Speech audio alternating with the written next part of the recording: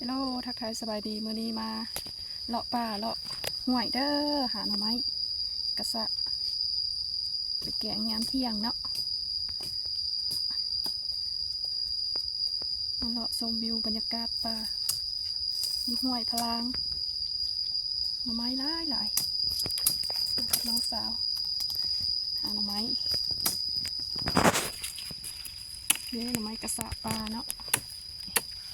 เดี๋ยวหลายได้ถ้ายากเลยมาเด้อถือข้าวมาพร้อมหุงข้าวมาพร้อมเผื่อว่าสั้น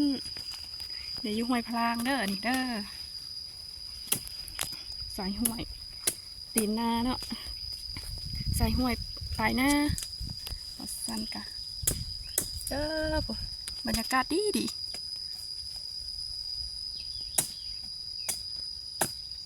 คลิปนี้ก็ขอจบสำนี้เนาะฝากกดไลค์กดแชร์กดติดตามเด้อทุกท่านขอขอบใจที่เขารับชม